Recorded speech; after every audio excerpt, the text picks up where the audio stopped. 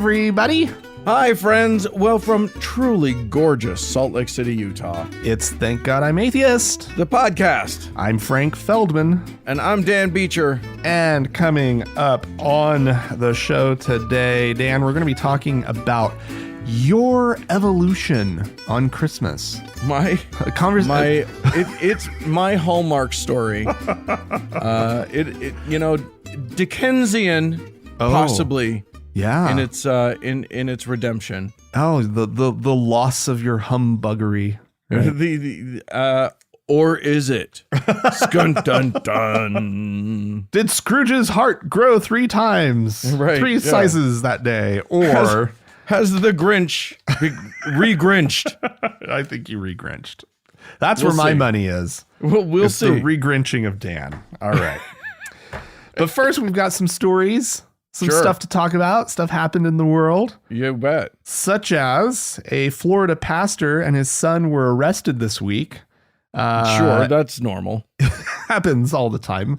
What's special about this one is they were caught in an over $8 million COVID scam. Oh. They filed for PPP, that's the Paycheck Protection Program relief funds that the federal government was just doling out like there was no tomorrow in those early days of the pandemic. These folks said that they had a monthly payroll of $2.7 million and 486 employees that they needed to keep going. I did the math. That would suggest that their average salary that they were paying these people was $66,000 a year, which is conceivable, I suppose, but it's a Christian ministry, so that should have been a red flag all by itself, because literally everything about everything should be a red flag on this one. Nonetheless, it turns out that it's very likely that they never had employees. Literally no employees at all. That is a great scam. When federal investigators showed up at the ministry's office in Orlando, the door was locked, and workers at the neighboring businesses told them nobody was ever seen inside. A review of the ministry's website found that the donation links were inactive, and sections of text were apparently lifted from other religious sites. Sure. So this thing was just set up as some sort of sham organization. The man who was listed on the loan application as the ministry's accountant suffered from dementia and hadn't done any work for the organization since 2017, according to the papers, the court, papers that were filed in the prosecution. Damn, that's ugly. And let's see, what else is great about these two? Just everything. Well, okay. Every damn thing. So apparently they're originally from Canada. Thanks, Canada. We import your best, apparently. Yeah, we get the best and the brightest from all over the world. I mean, it makes sense. If you're Canadian and you want to run some sort of scam organization, come to the United States. It's too cold to run a scam up there. Anyway, they were initially earlier in the year, they were pulled over on immigration charges. The officers pulled over the family's Mercedes SUV that was speeding on I-75 north of Gainesville. So if they lived in Orlando, which apparently is the case, sounds like they were hightailing it back up to Canada. Federal agents found bags of shredded documents inside the vehicle, as well as suitcases full of financial records. Well, shredded documents, I think, are actually a food item in Florida. I think that's considered just sort of standard fare. I always think that suitcases full of financial records, like how guilty do you want to look, right? Like that is, but at Well, least where do you suggest they put them then, Frank? I don't know. If not a suitcase. Bankers boxes. I don't know. And let's see, they're electronic. It just keeps getting worse for how guilty these people are. Their electronic devices were stuffed into so-called Faraday bags, which block radio frequencies to keep from being tracked. Oh my God. Okay. Well, I love it. They're like paranoid conspiracy theorist guys. Yeah. Well, and they knew that they'd been up to no good. Yeah. All you have to do is I'm sorry, they walked away with $8.4 million, right, in PPP funds. And they tried to use a portion of the money to purchase a $3.7 million home in a new Disney World development called Golden Oaks. Oh God. A 4,700 square foot home, so forth and so on. These guys, insane. they were up to no good. Anyway, when they were initially pulled over and their vehicle inspected, they were taken into custody, but they actually the immigration charges were dropped for whatever reason. So they were arrested this last Wednesday on the COVID relief funds issue. And I mean, they probably dropped the immigration stuff so that they could just focus on the much harder core defrauding the government stuff. Yeah, exactly. It's pretty amazing. But as you've pointed out, if you're a pastor, you're already running a good scam. Why go do an actually illegal one? Well, apparently being a popular pastor isn't as easy as one might think. So when that scam doesn't work out, you got to go on your fallback scam. But you already, I think for you to take advantage of the PPP stuff, you're already a shady individual, because like that, I don't know. I guess shady folk do shady things, Yeah, and who's more shady than the pastors of the world? They're already in shady mode, so it's just what makes sense to them. All right, well, I'm going to take us to up the coast to Maine. Specifically Bucksport, Maine. Okay. I don't know if you're aware of this, Frank. It's the Christmas season. Oh, I know. I love it so much. It's the holiday season. And so tis the season for legal problems to do with government entities supporting one religion over other religions. It's a time-honored tradition here in these United States, and Bucksport is no slouch on this. They have been putting up a nativity on public grounds for over 75 years. Well, and something great. horrible happened this year. What a wonderful tradition, Dan. Sure, and I have a picture of it. It is beautiful. Is it really? No, it's really dumb. It's very badly done. But it's one of these three-dimensional things. It's, little statues of people, badly done statues of people, in a manger, in a little thing with a baby in a manger. And, there's some wise people. I don't know. The nativity. Wait, who is that? I'm looking at it right now. I'm not seeing. Okay, there's Mary. Mm-hmm. Oh, maybe they've split the wise men up and they've got two on one side and one on the other. But there's just a guy hanging out that looks kind of like, a U.S. founding father just off to the side. But I think he's one of the wise men. You got to keep the wise men together. You Otherwise, really do. You do. It is easy to lose track of who's who.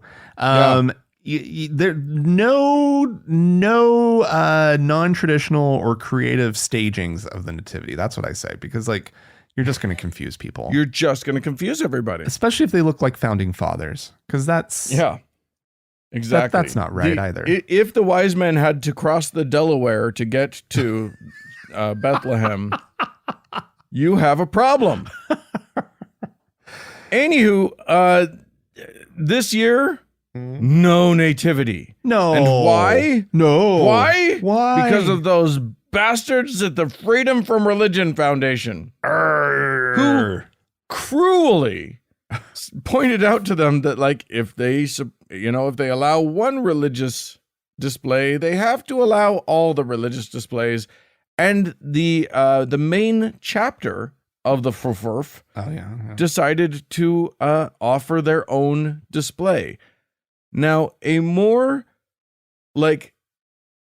mild, unoffensive display could not be imagined. They literally just wanted to put up a poster that said, "Joy to the world, the Bill of Rights is born." It says, "Greetings of the winter solstice season, the real reason for the season." I have my objections to this poster. I think that there are some problems with it. You guys, if you want to do one of these, run it by us first. Frank and I we both have discerning eyes, both in design and in messaging, copy editing. We'll do it for you for free. But do run it by us first, because this is a bit of a mess. I'm sorry if you're listening, if you were the creator of this, but it's not great. Anyway, it's got some this one actually has founding fathers kneeling next to a manger which holds the Bill of Rights or the U.S. Constitution. There's no baby. There is a U.S. Constitution. So great, cute. And literally the whole point is just, guys, stop favoring Christianity and putting religious shit on public grounds. Just don't do that. Sure. And they literally proposed, just move the nativity to a private, give it away to a church and let them put it up. Put it anywhere but on public grounds, and no one will object. Yeah. So anyway, what's hilarious is that once this was proposed, hey, put up our poster too, the city flipped out and just took down the nativity, which, yes, that is probably the right choice, like legally speaking. But then, of course, everybody in town just raises a fuss and starts screaming and yelling that the FFRF made them take it down, which they did not. So everybody's mad at the evil atheists again. Oh, we're just ruining everybody's fun. Right? I know.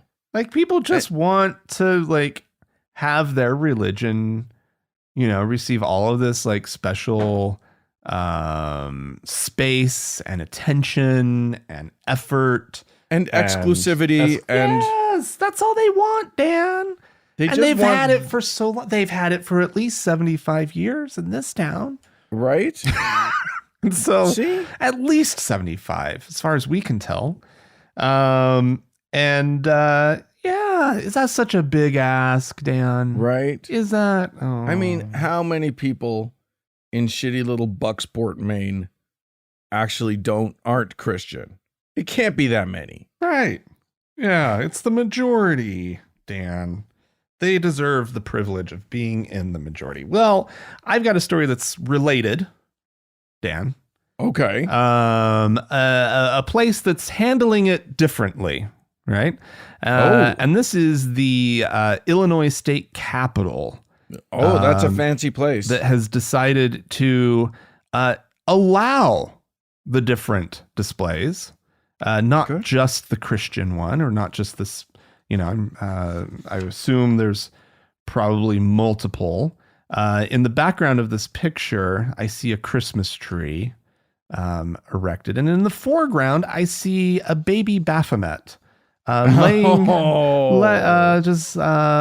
in a manger.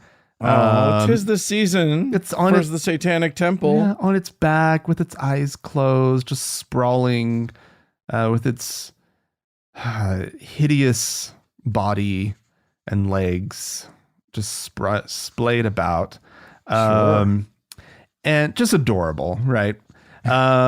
Well, this is what happens. So this isn't like some cutesy thing. They've gone for Yeah, it's like a sculpture, right? Or a figurine or whatever. This isn't like Life-size goat some figure. plushie. No. Oh yeah, I just looked it up. Yeah, it looks like a new, like all of the disgusting things about a newborn creature, including a human. Yeah. They've really worked to emphasize that. Yeah, this thing is meant to be repulsive visually.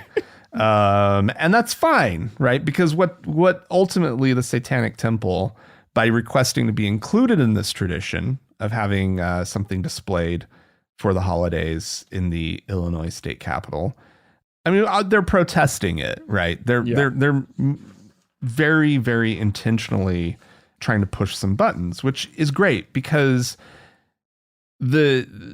truthfully, it should be, as this town in Maine did, they should just say, no, we're not in the business at all of having any religious displays up. But Illinois state has decided that they want these things, right? And so, well, what they want is a Christmas tree. They want a Christmas tree, and they've decided they're willing to put up with a bunch of other bullshit to have it. They want the nativity scene that the Springfield Catholic Diocese installed November 30th of this year. Mm-hmm. During the installation, Bishop Thomas Paprocki said there was no place for satanic displays in the Capitol or anywhere. The Satanic Temple of Illinois generously and graciously invited Paprocki to participate in the installation of their display. But surprisingly, he did not make an appearance. Shocking. There's a sign that the state of Illinois has set up in the rotunda in front of all the holiday displays that says the state of Illinois is required by the First Amendment of the United States Constitution to allow temporary public display in the state capitol so long as these displays are not paid for by taxpayer dollars. Because the first floor of the Capitol Rotunda is a public place, state officials cannot legally censor the content of speech or displays. Which is not really true. Like, you can just say, no, we're not doing any displays. Exactly. And it's fine. Right. This is disingenuous, right? Yeah. Because they're acting like we're required to do this. We have to allow this. And it's like, no, you could also very easily just say this is not a space for these public displays, right? Yeah. And let's see, it goes on, blah, blah, blah, to kind of further explain the whole thing. But yeah, no, that's totally right. Like it's ludicrous that for decades, Christians were just freely allowed and felt every right in the world to put whatever display they wanted up in the Capitol, probably at times at capital expense, right? Oh, sure. And now they've had to make all of these adjustments and allow for the little goat-headed demon thing or goat-bodied. I don't even know what it is half the time. Baphomet. This one's hideous. I love that we have, thank God for the Satanic Temple, as in terms of just delightful trolling of people that just cannot handle it. Yeah, and providing the resources. Apparently this Baphomet is on loan from the main national organization, which is also great. So they drove it in from Salem. Apparently, yeah. There we go. All right. Well, I'm going to take us to Greenville County, South Carolina. Only good things happen in South Carolina, where the Board of Trustees of the Greenville County Schools has they have some new rules in place for how to decide basically which books to ban. It is. And here's the thing. I don't want to be disingenuous. It is actually important to decide what books are in the schools. You know what I mean? Like, sure. There are things that are inappropriate for elementary school children. Absolutely. There are things that are less appropriate for middle school children, etc. Someone has to make that call. What they've announced is that they're forming committees. Committee members would serve a 3-year term. Okay. And the committees would sort of, there would be a committee for the district's elementary school, one for their middle school, and one for their high school. The makeup of the committees is what's kind of interesting about the whole thing. So, for instance, for the elementary schools, there would be 4 district elementary school teachers on the committee from different grade levels. Okay. 1 district elementary school media specialist, 3 parents with children enrolled in Greenville County elementary schools, and 1 member of the clergy. Oh, of course. Which what? Why? That's how is that? No, how is that related to anything? Yeah. How is that relevant to anything? The same basically applies at each of the levels. 1 member, there's just a spot reserved for a clergy member. No, at each of the levels. No, I object. Frank should hope so. Feldman votes no. You should tell them. That holds water with them. That's clearly absurd. I mean, here's the thing. It's like, I don't know who chooses this thing, but I don't think that it's voted upon by, a great group of people. But, Satanic Temple has clergy. Yeah, absolutely. Get in there. Get in there. Absolutely. Yeah. See how long that clergy member mandate lasts when the Satanic Temple starts suing to become to sit on the board. This is obviously a violation of the Establishment Clause. Yeah. I think this is very obviously not okay. It smacks of that. Yes. And the Freedom from Religion Foundation has sent a letter, good, basically saying that no, you shouldn't do this.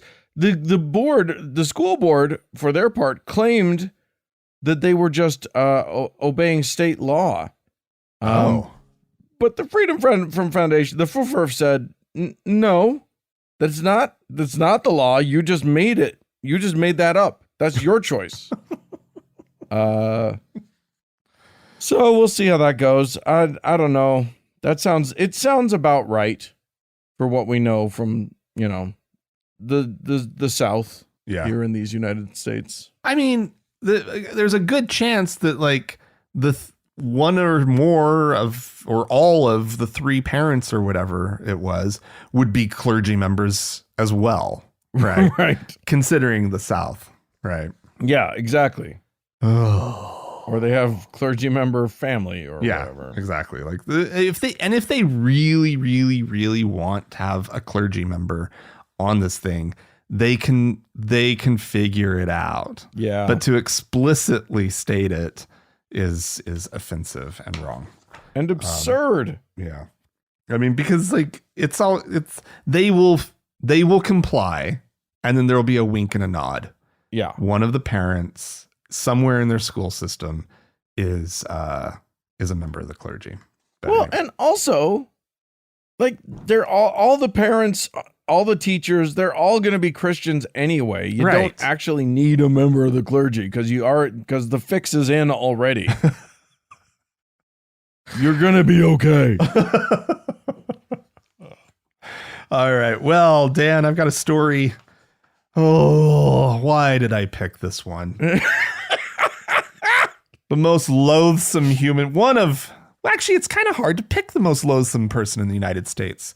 Oh yeah, we got a good selection. We have so many to choose from. We're spoiled for choice. A top contender for the title of most loathsome American would have to go to Utah's own Senator Mike Lee. Oh, just a peach of a fella. I can hardly even look at a picture of the man. Yeah. He's just a puke. Just a real turd, a genuine turd. Well, as usual, he's up to no good. This week, he introduced the Interstate Obscenity Definition Act. which would apparently is attempting to, quote, establish a national definition of obscenity. But basically, it would go further than that. In essence, it would outlaw all online sexual content nationwide. Because the United States does not currently have a national definition of obscenity that's been codified. Our definition of obscenity rests on something called the Miller test, which the courts have established as the legal standard for federal courts for about half a century. But it's basically the you know it when you see it standard. Well, there are 3 questions that go into the Miller test. It is, and all 3 have to be satisfied, right, for something to be considered obscene.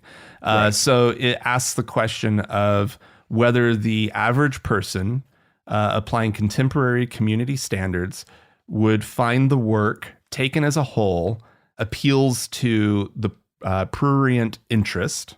It also asks whether the work depicts or describes in a patently offensive way sexual conduct or excretory functions specifically defined by applicable state law, and whether the work taken as a whole lacks serious literary, artistic, political, or scientific value. So fuck you. You know what? You're an excretory function. Mike Lee definitely is. Anyway, so all 3 of those conditions have to be satisfied. And the criticism, I guess, of this, and apparently there are plenty of criticisms on both sides for this test. Good. Like people who want greater control of First Amendment or greater freedom of First, like everybody has a little bit of a problem with this test, which probably means it's not bad.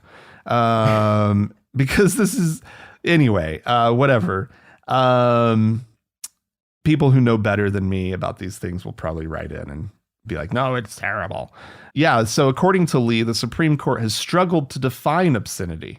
And its current definition under the Miller test runs into serious challenges when applied to the internet, which of course is how people, get porn. Get their porn. And so he's pushing this. The article goes into no detail about what, sort of what the political climate is around this kind of bill right now. Right. Like if people are like, yeah, let's define obscenity nationwide. But essentially the overall sense is that if this bill actually made it through and became law, it would effectively outlaw porn in the United States. I just can't believe we're still talking about obscenity. Like, are we grown-ups or not? Because look, I don't want there to be, child porn. Sure. There's there are legal issues about what's on the internet and about what people should and shouldn't be looking at or partaking in. Sure. But none of them are about what's obscene. It's about what's abusive, and it's about whether there's consent, and it's about a whole slew of things. Much better questions. Nothing to do with icky. Like literally, the current standard for obscenity takes into account whether it's too poopy. Really, we're afraid of Dookie? Supreme Court? That's where, like, the Supreme Court of the United States is afraid of a little caca? Yeah, apparently. That's the test. It's important, Dan. It's shameful that we're in this position.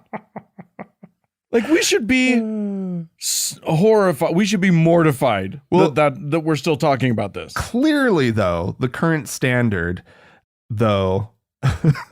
allows for all sorts of pornography, which is just fine, right? And it's not all going to be your cup of tea. And that's the whole thing, right?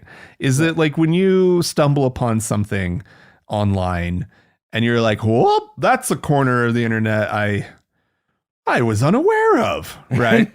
And don't enjoy. That's not for me. that's fine. You just go your merry way and let other people who that was made for,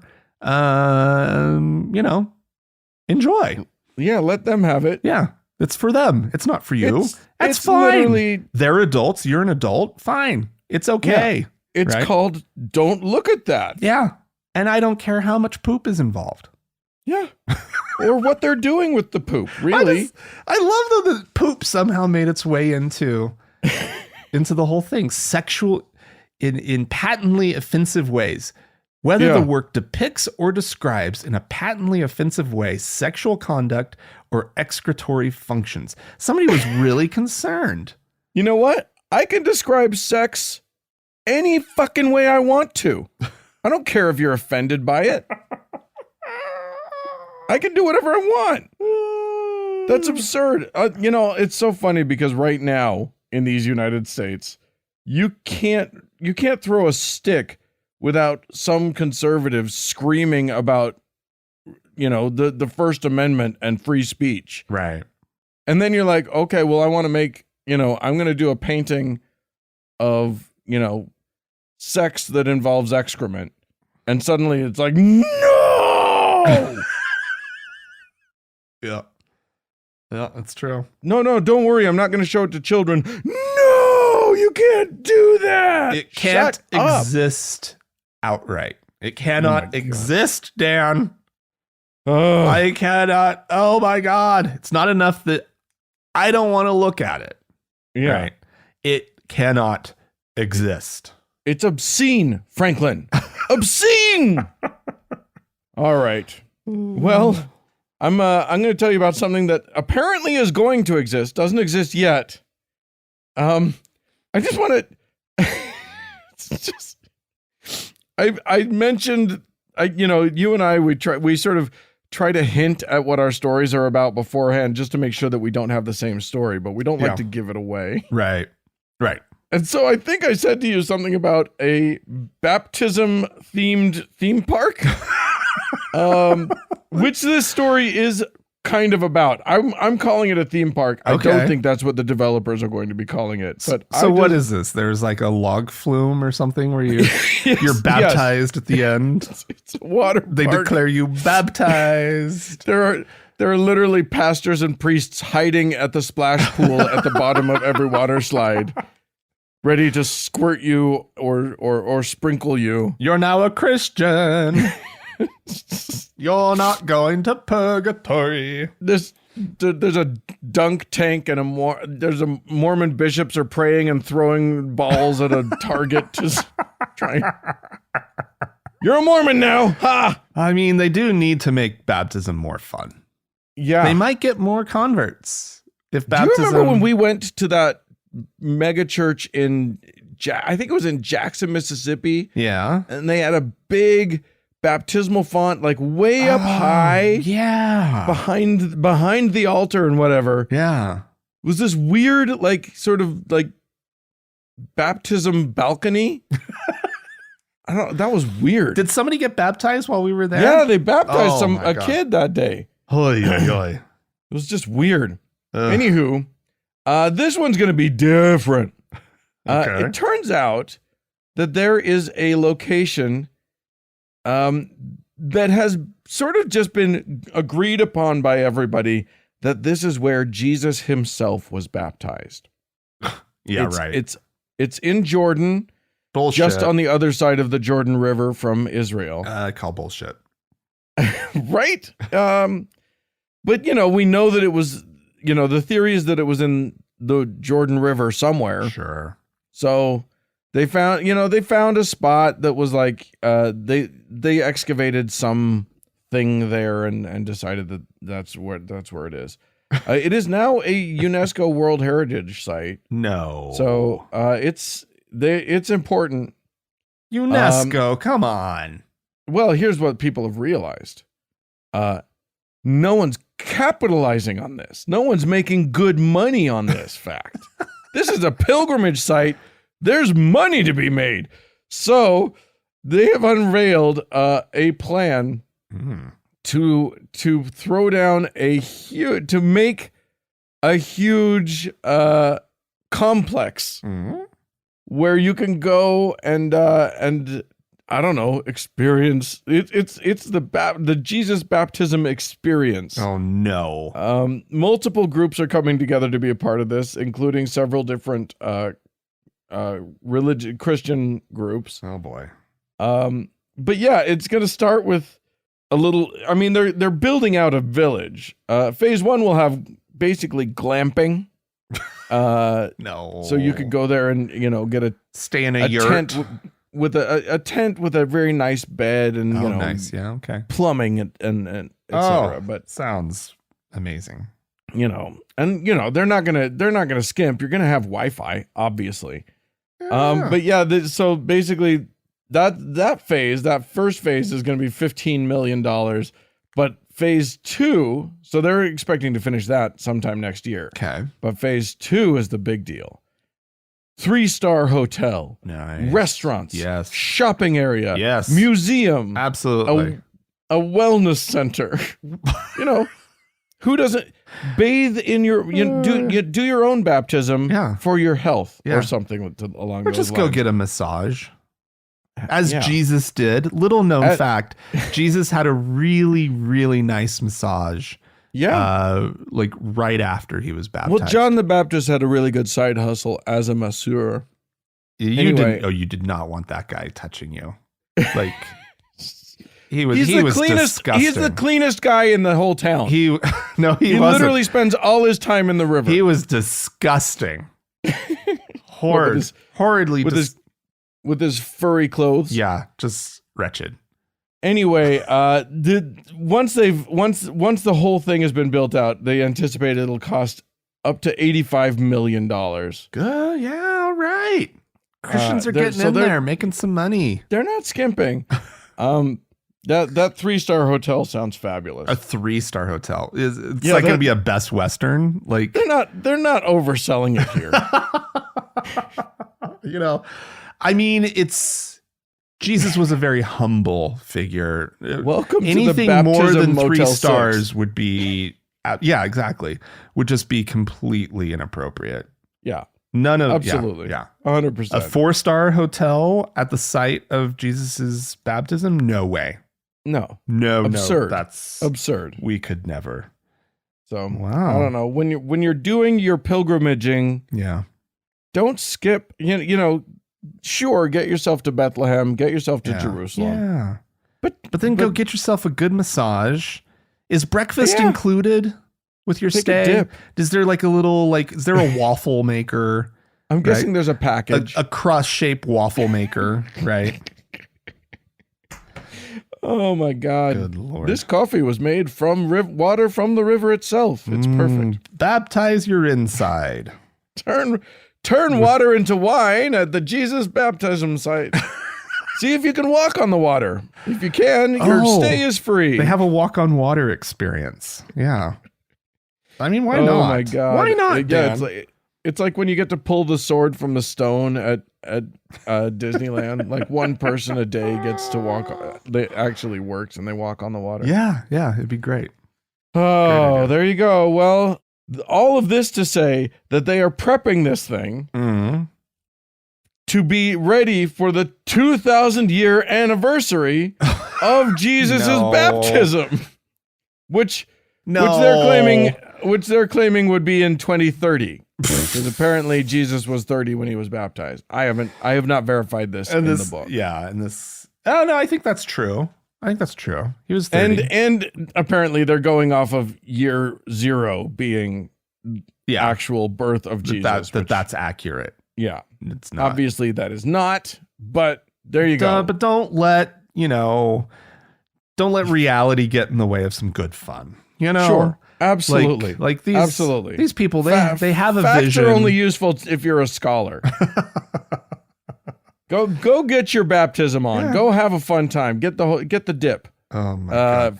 For Jesus's 2000th birthday. Yeah. Or dunking anniversary. Yeah. Good. There you go. I approve. If you have been to Jordan or would like to tell us about your time in the Holy Land and what rivers you dunked yourself in, Feel free to do so. Podcast at thankgodimatheist.com. Or call us and leave us a voicemail message. The telephone number is 424-666-8442. Stick around. There's more show coming up.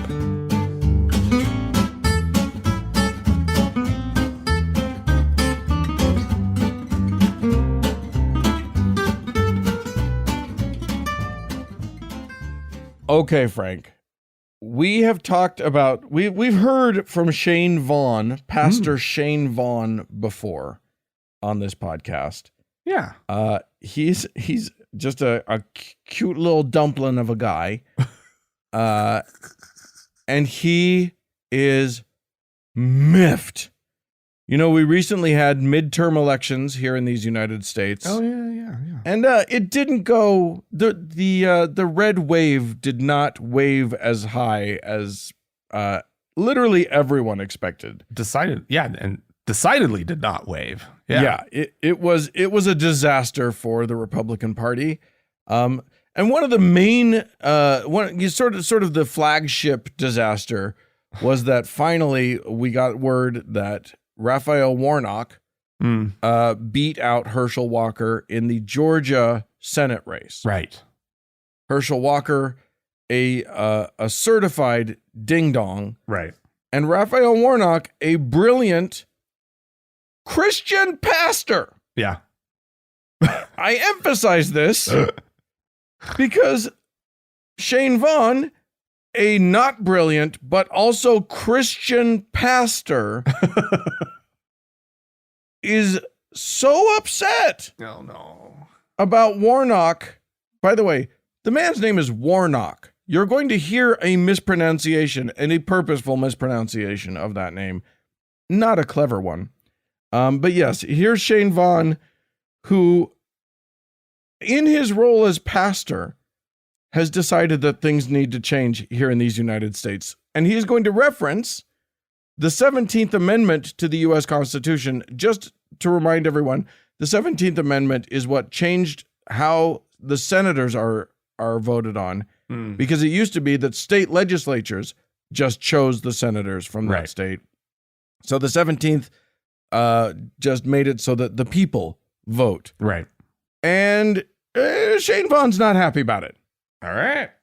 And what we must do is repeal 17. Otherwise, you're going to have a blue House and a blue Senate.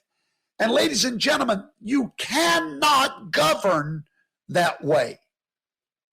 I knew it when I saw Herschel Walker lose that election, and I saw a massive turnout of red all over that state. Matter of fact, it was more of a turnout than they were expecting. The state showed up to get a red representative, a senator. However, Atlanta said, no, not today. We're going to give you Warlock. It's not fair. It's not fair, Frank. Oh, golly. Losing. People voted in a way that he didn't like. We have to repeal this democracy nonsense. Otherwise, like the people, the majority is just going to get whatever it wants. What disaster. Oh my God. But he's good at the wordplay, Dan. You said that was not calling him Warlock. That's clever. Warlock, yeah. Oh, look at him be clever with words. It almost makes it sound like he's not a fucking Christian pastor at the church that used to be pastored by one Dr. Martin Luther King Jr. Really? Yeah, he doesn't care. That's who you're going to object to and call Warlock, because you want to associate him with like evil magic. Yeah. I mean, that's the world these guys live in, right? Like anything that they don't completely agree with is evil, right? Yeah. And has to be shut down. And it's like some satanic plot at all times, right? Well, and some evil evil it's funny because plot. I was tempted I didn't really want to play that clip because it's just about politics. Right. But it's more than that. Right. All of his stuff was just about politics, but the fact that he is invading politics at all exactly is what the problem is. Like, we need to know what the pastors are saying about politics, right? And the thing is that it's all identity politics. So it's only just, it's like, he didn't talk about any policy. Right. He didn't talk about like what he wants to have happen in sort of the law of our land. Right. All he talked about was red versus blue. Yeah. Yeah. All right. Well, I'm glad that he's upset, and we're not going to repeal the 17th Amendment, so we're safe. Yeah. All right. Well, on a much happier note, we had some lovely listeners write into us, call into us. So let's get started with that. Josh wrote into us to say, hey guys, I really appreciated your discussion about We're Here and drag queens on the most recent episode. I, for one, love We're Here, even though I don't really care about drag generally. I grew up in a small town in Idaho as a gay kid in the 90s, and seeing that kind of representation and advocacy speaks to me. Well, that makes sense. Yeah. 100%. I wanted to share a theory I have about drag. There's a concept throughout history called the sacred clown. Basically, it is a ritual or a ceremonial figure in ancient cultures throughout the world that, according to Britannica, quote, represents a reversal of the normal order, an opening to the chaos that preceded creation. I don't know what they're talking about with the chaos that preceded creation, but there you go. These performers / figures were all over the top and were able to poke fun and speak truth to power in a way that average people couldn't. They were often obscene or sacrilegious and sometimes represented trickster gods. Over time, the concept manifested in different contexts, like the fool or court jester, and even the clown of the 19th and 20th centuries. My theory is that drag is the modern sacred clown. Drag queens and kings are often able to say things that most people wouldn't dream of. They are often obscene, irreverent, and sacrilegious. They are over the top in mannerism, dress, makeup, and performance. They play with concepts that are still taboo. They kind of exist to push the envelope and make people feel uncomfortable but laugh about it. To me, that makes drag valuable and potentially necessary part of society. We've always had fools, jesters, clowns, and now drag performers. I think that's a great observation. Yeah, I have no problem with that. I think that that's exactly what they are. They, it is, and Josh is absolutely right that, like, literally that is a time-honored tradition going back. Shakespeare had amazing fools that literally would call kings out on their bullshit. Right. Yeah. The only person who was allowed to. Other people would lose their heads over it. Right. But the fool could do it.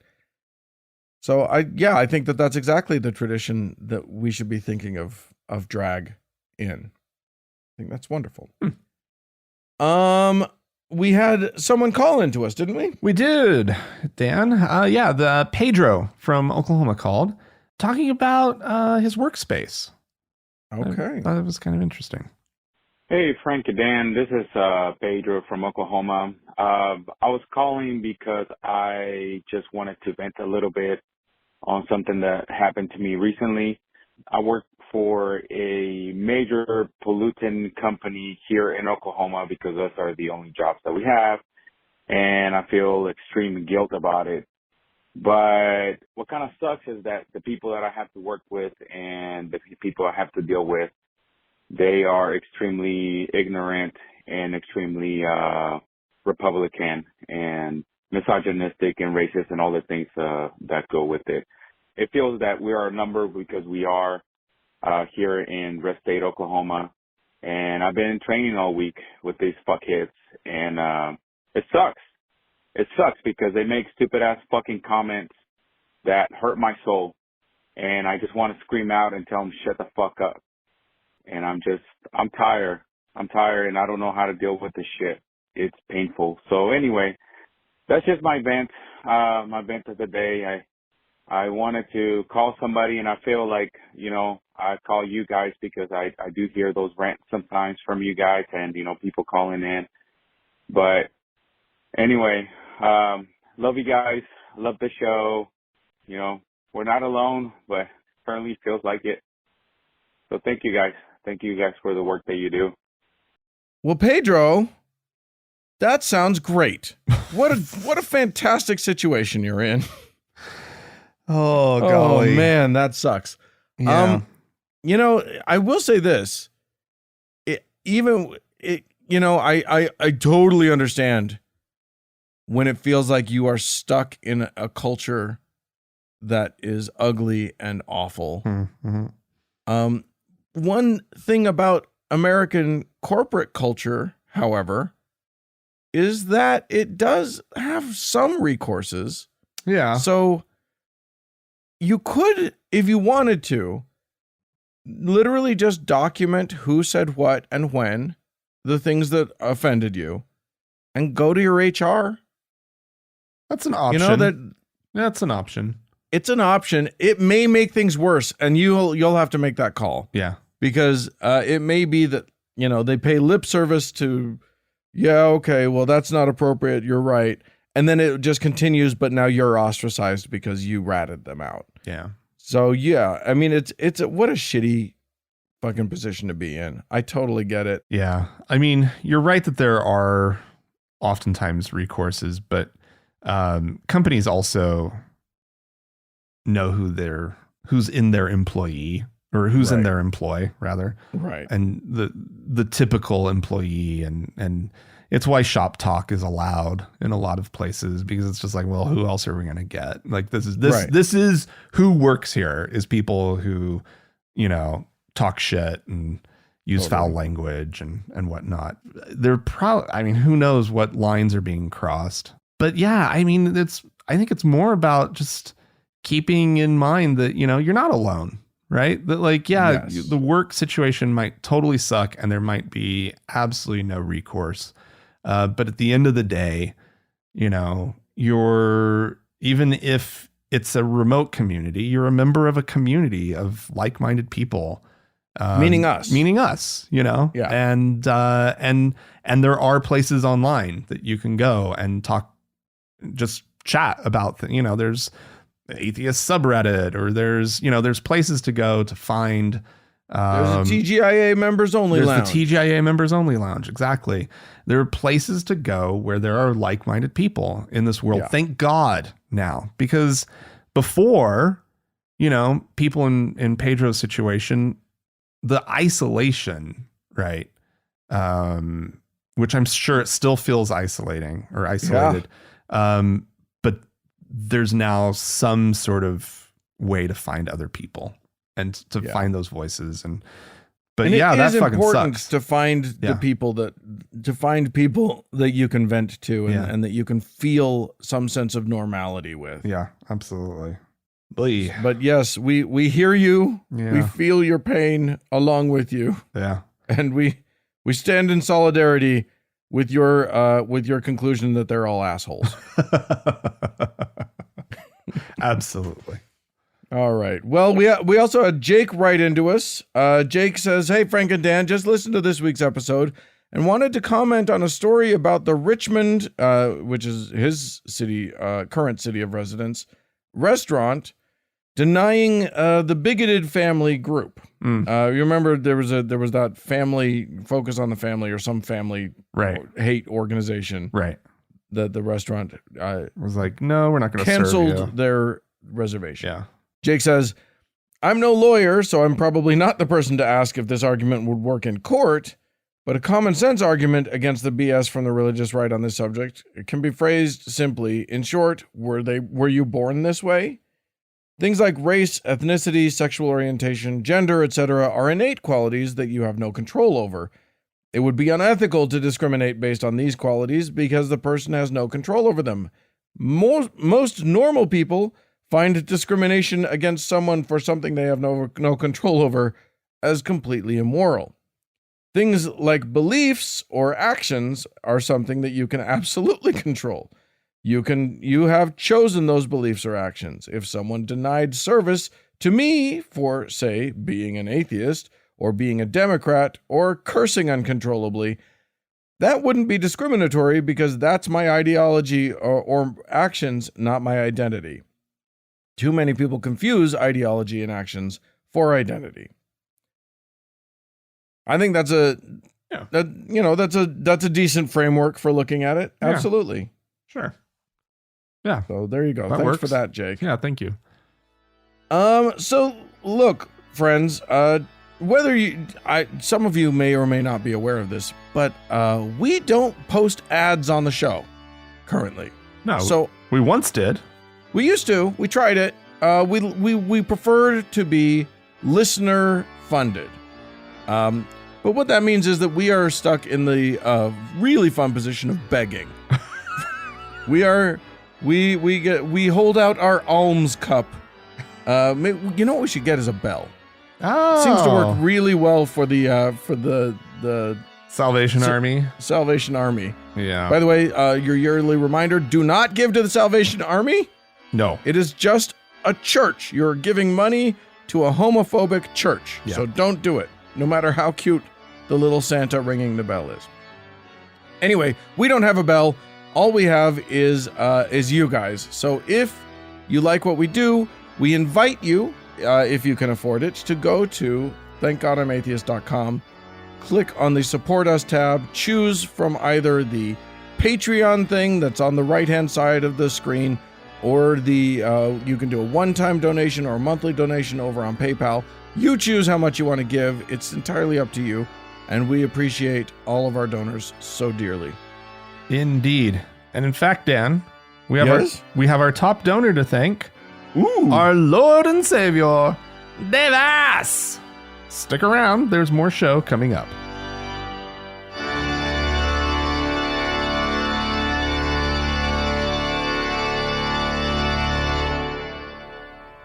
So, Dan, Yes. it is literally the most wonderful time of the year right now. That Did is you know this? literally true. Undeniable for anyone. No one can possibly dislike this time of year, what with it being the literal most wonderful time of the year. As declared in at least one song that I'm aware of. And Probably many songs. yeah. Here's the thing. You and I had a conversation on the Frank and Dan Diaries, which that is content available only to our patrons That's true. at a certain level. So be aware that if you want to hear more of us, it's out there. It's available. You just have to pay for it. Anyway, the conversation that we had the other week was just about the fact that I am traditionally curmudgeonly about Christmas at this point in my life. As I bet a lot of our listeners are. Yeah, sure. You know? It's one of those things where when a segment of our society has so much control over everything that happens, and you don't have the beliefs that they have that sort of undergird the idea behind the holiday season. And yeah, like it can be grating. It can be very, very annoying. Literally, it takes over all of your retail spaces. Everywhere you go, I know. you cannot get away from it. Yeah. It's wonderful. Like, I just love it. The whole world transforms for a month or more. Yeah. If you're lucky, much more. Here, at least here in these United States, there are places that transform to greater or lesser degrees. Yeah, that's true. But here, this is what's happening.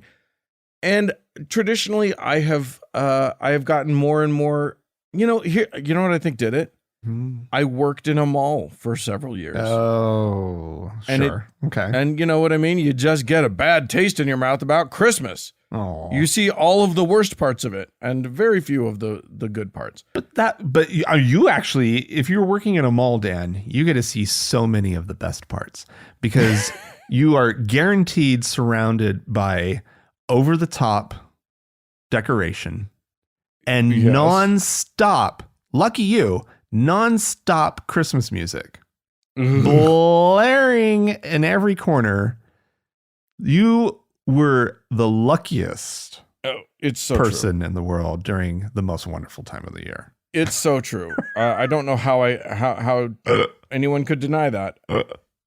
Here's the thing. What we talked about on the Frank and Dan Diary was that I was making an effort this year, to find my way back to appreciation of the Christmas season, because I recognize that, like, it can be a very depressing time of year for people here in the Northern Hemisphere, where the sun goes away a lot more, where it becomes cold and dark much more. And a lot of people get depressed, and it becomes very helpful to have celebratory stuff. Yeah. Have parties, to have lights, to have things that feel, for want of a better word, magical. But I'm not a magical thinker. You know what I mean? Like, I don't have the magic thing. I used to. I experimented with it and realized that, Jesus was my big magic back then, and that wasn't real. And then I looked around and realized that, none of the magic is real. Yeah, but like Christmas offers, Dan, an alternative magical figure who nobody is actually, if over a certain age, is pretending like is real, right? So you're suggesting that I go all in on Santa? Why not? Because he doesn't do anything for me. But it's just fun. He doesn't actually bring me a present. But you can pretend like he does. Anyway, I really was just looking for a way to find something celebratory. And I thought, you know what? You gotta just, if you can't beat them, maybe you join them. So that was my goal, was to get through this holiday season by enjoying it. It's something that you do. You're good at you like the Christmas season.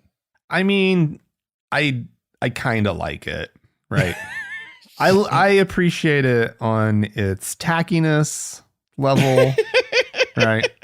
And I appreciate how awful most of the music is. Like, there's a part of that. There's just this little itch that, like, like kind of a kitschy itch that I have, that Christmas itch. Yeah, that comes along and is scratched by Christmas.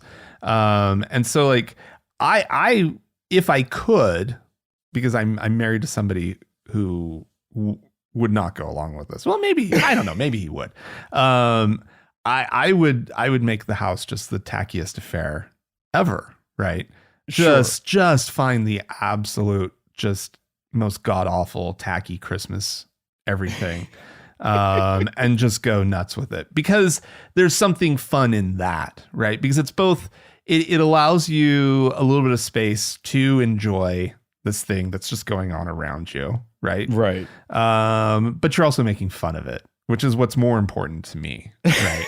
as a human being, is, can I make fun of the thing that everybody else is enjoying? Yes, I can. Find that balance of participating in and enjoying it while I'm also mocking it. Yes, it's a tricky line to walk, but it is a fine line, yes.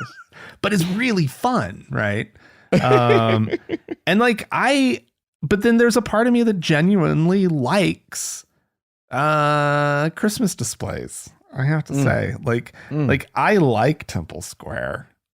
For all of you outside of Utah, like the Mormons traditionally go nuts decorating the Temple Square, their main square here in Salt Lake City, for the holidays. They used to go more nuts, but they've toned it down through the years. But I secretly like that kind of stuff. Like, I like the walking around and looking at it, and it's hokey and silly, and so for me, I don't have to, like, I don't know. That just doesn't bug me, the whole holiday thing. Well, yeah, here's the thing though.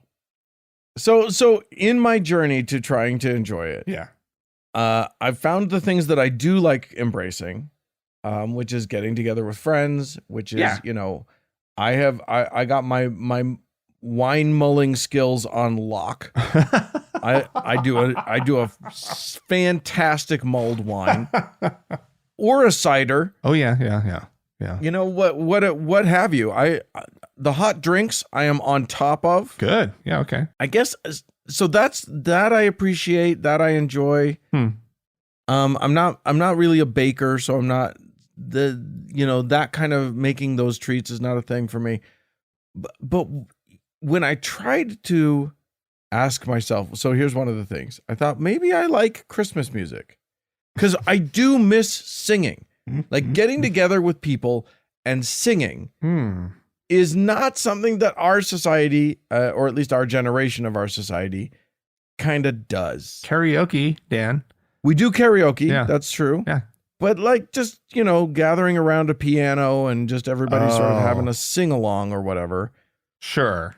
It's a little weird now. It used to be a thing. It's less of a thing. I kind of miss it. But Christmas songs, man. Oh. Okay. I cannot stand that Mariah Carey You song. are insane. That is one of the best songs ever written. It's all terrible. time. Take it outside of Christmas. I could listen to that any time of the year. It's amazing. It's the best song. It's hands down the best Christmas song ever written. You literally just admitted you have no taste at all. And that's fine. That's fine. I don't like it. I don't like, so there are very few Christmas songs that I can stand. God help us. Paul McCartney and John Lennon both wrote Christmas songs. They're both disasters. Unlistenable. I agree with you 100%. Especially on the Paul McCartney one. Holy God crap. help us. And God help us if Christmas Shoes pops up. Like literally that, if something could make me, an active shooter, it's probably Christmas Shoes. Damn. So and then I turned to the more traditional stuff. And the stuff, the mid 20th century. Oh, Bing Crosby stuff or what? If it was written by a Jew in the mid 20th century, it has a chance of being okay. Okay, yeah. Okay. Your Irving Berlins, Sure. your Gershwins, whatever, what have you. Right. If it was someone who was just doing a blatant cash grab, but they had a good musical sense to them, then we're in good territory. Mm-hmm. But like you get back into like the your Silent Nights and whatever, it's just far too sincere for me. I can't. Oh wow. I like the old. I like harmonizing, so that's kind of a fun part of those songs. Yeah. But just I guess the old Mormon in me, when everything was sung far too slowly and far too somberly, it's just death to me. I just can't. Oh, So you should get in there and try to sing it even slower. well, I'm probably going to be confronted with this because Andrea's family still has a Christmas thing get together every year, sort of extended family. And they have the tradition of singing very specific hymns, and it's God. It's a little bit woof. It's a little woof. But maybe it would be funny to like see if I can slow the group down. That would be amazing, Dan. Or speed it up. Like just see how much of an effect I can have by being just too loud. No. You will stand out if you're ahead of the beat, but if you're behind the beat, trying to drag it down, like you won't stand out as badly. I think the key will be I'll have to stand or sit next to the piano player so that I can control them because they really are the ones who control everything. Right. Anyway, The point here is that I've been only moderately successful in my quest to embrace it. I'm going to need to come up with, I think I'm going to have to go full Costanza on this and just invent my own goddamn holiday. No, come on, because Christmas is not working. And I'm not gonna join a drum circle and celebrate Saturnalia or some dumb shit. I'm gonna have to make up my own thing.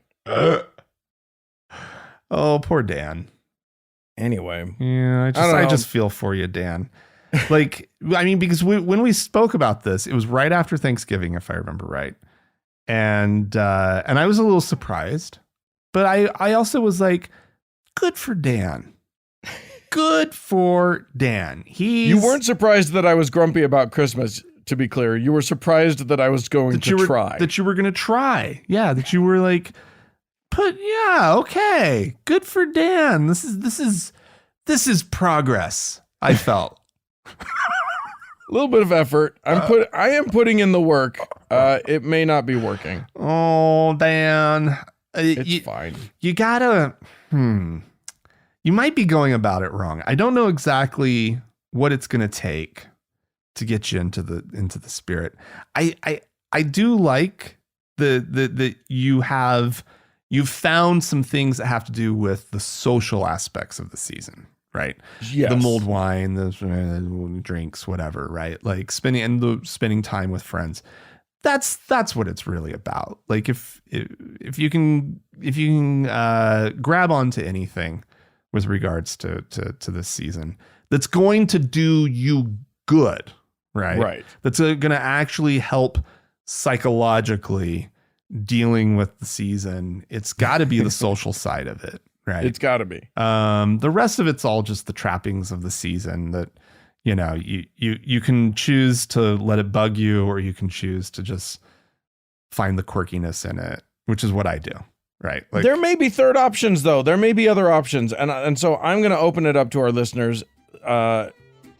Those of you out there who may have experienced curmudgeonliness yourselves, or who have a partner that is a curmudgeon. Yeah. What are your cures for the humbuggery of the season?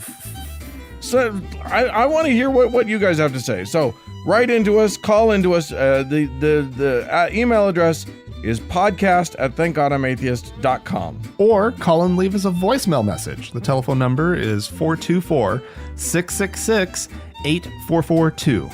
Yeah. Hey, go to the Facebook page, facebook.com/TGIAtheist. Click the like button. That's a nice thing to do. And if you'd like to join one of our members only lounges, you can do so. Go to our website, thankgodimatheist.com/members only.